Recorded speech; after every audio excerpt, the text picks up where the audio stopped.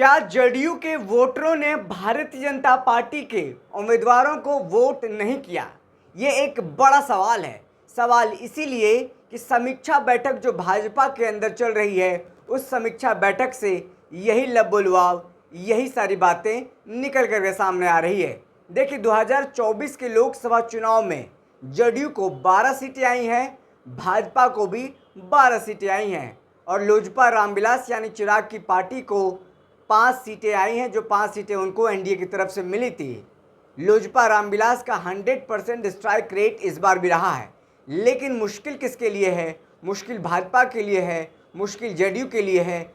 NDA कुनबा, जो NDA गठबंधन था, उनका कहना था कि बिहार के 40 में से 40 लोकसभा सीटों पर इस बार कब्जा करेंगे, यानी एनडीए 40 लोकसभा सीट जीतने जा रही है। 2019 के लोकसभा चुनाव में जब मोदी का प्रचंड लहर चल रहा था, 40 में से 39 सीट जीतने में कामयाब हुए थे। इस बार 40 लोकसभा सीट को कब्जाने के लिए पूरी तैयारी और पूरी मेहनत कर रहे थे। लेकिन 4 जून को जब रिजल्ट आया, भाजपा के तमाम शीर्ष नेतृत्व को, बिहार के तमाम भाजपा के बड़े नेताओं को झटका लग गया कि ये क्या हो गया। 12 सीटें ही भाजपा को आई है, 12 सीटें ही जदयू को आई है, जहां हम लोग 40 सीट जीतने का दावा कर रहे थे। और भाजपा के अंदर अब समीक्षा बैठक शुरू हो गई है। समीक्षा बैठक में क्या कुछ निकला है, ये भी हम आपको बताएंगे।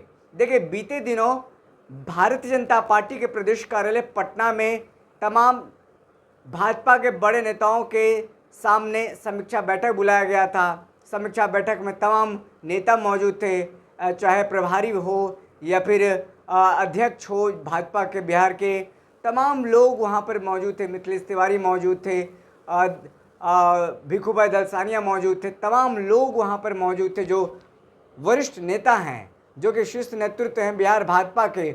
उन सब की समीक्षा बैठक में एक बात सामने आया, जो ये बात रहा कि जदयू के वोटरों ने बीजेपी के उम्मीदवारों को वोट नहीं किया है। जिस तरह से एनडीए का शीर्ष नेतृत्व या जो बड़े लेवल के, बड़े स्तर के नेता हैं, उनके बीच में सामंजस्य, उनके बीच में एकजुटता दिखी, वो जमीनी स्तर पर कार्यकर्ताओं के बीच में नहीं देखने को मिला, जिसके कारण बिहार में एनडीए को बड़ा नुकसान हो गया।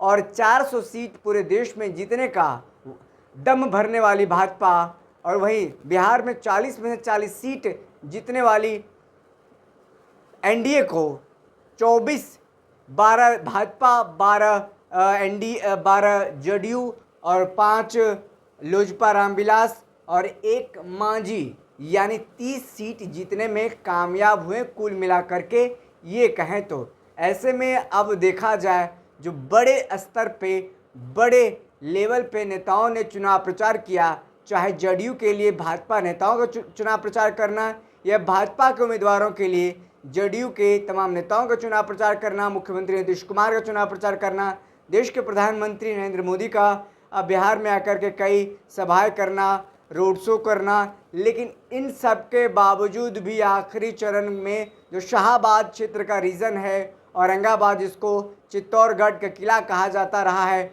वो ढहा जाना एक बड़ी समस्या, एक बड़ा चिंता की जो सबब है वो बन करके आया है भाजपा के लिए। भाजपा ने इतनी सीटें हारी कि उनको अब चिंता होने लगी है 2025 के विधानसभा चुनाव को लेकर के, और आने वाले जो अगला टर्म होगा लोकसभा का, कि हमारा ज़मीन खिसकता जा रहा है। जिस तरह से 2014 में हमने चुनाव जीती, जिस तरह से 2019 में हमने लोकसभा चुनाव जीता, 2024 का लोकसभा चुनाव इसका उलट हो गया।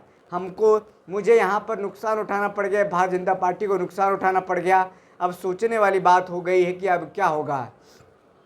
ऐसे में सभी नेता एक दूसरे पर आरोप भी लगा रहे हैं। सिर फुटौल की स्थिति है कि आपने मेहनत नहीं किया, आपने मेहनत नहीं किया, आपके कार्यकर्ताओं ने मेहनत नहीं किया, आपके क्षेत्र में इतना मेहनत नहीं हुआ। ये तमाम सारे चीज़ें सामने निकल करके आ रही है। लेकिन एक जो बड़ा चीज़ है, एक जो बड़ा समीक्षा बैठक में निकल करके सामने आया है कि जदयू के कार्यकर्ताओं, नेताओं ने, यानी जदयू के वोटरों ने भाजपा के उम्मीदवारों को वोट नहीं किया, जो हमें देखने को भी मिला।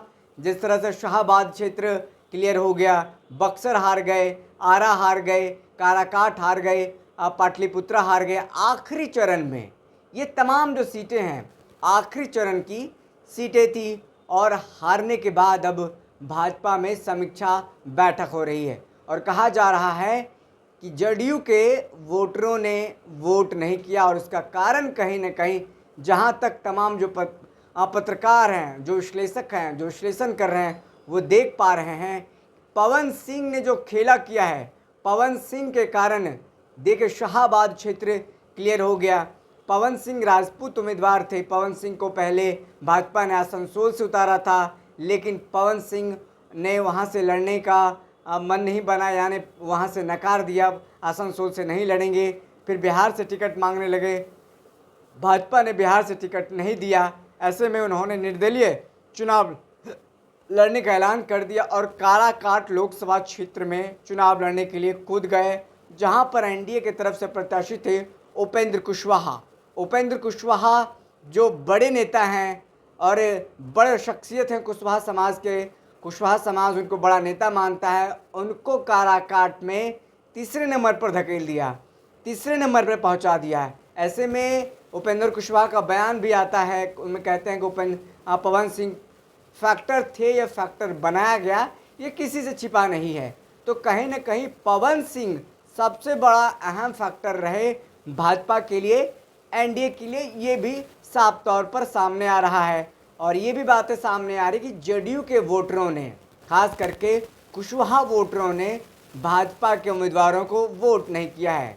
और जो सामंजस्य नेताओं के बीच में बड़े लेवल पर होना चाहिए वो हुआ, लेकिन जमीनी कार्यकर्ताओं में वो सामंजस्य, वो एकता, एकजुटता नहीं देखने को मिली, जिसके कारण ये भाजपा को हार खानी पड़ी और कई सीटों पर नुकसान उठाना पड़ गया है। अब देखना होगा इसको भाजपा कैसे इस स्थिति से निपटती है और कैसे इसको सुधार करती है। जहां तक बात करें राजद की, महागठबंधन की तरफ से राजद के सुप्रीमो लालू प्रसाद यादव ने जिस तरह से इस बार फील्डिंग टाइट किया था, जिस तरह से इस बार टिकट का बंटवारा किया था, खास करके कुशवाहा जातियों पर उन्होंने इस बार दांव लगाया था और वो दांव कहीं न कहीं, वो प्रयोग कहीं न कहीं सफल होता हुआ भी नजर आया है। माले के कुशवाहा उम्मीदवार जीत करके सामने आए, तो वहीं देखिए राजद के भी कुशवाहा उम्मीदवार जीत करके सामने आए। तो कहीं न कहीं अब जदयू के कुर्मी कुशवाहा यानी लवकुश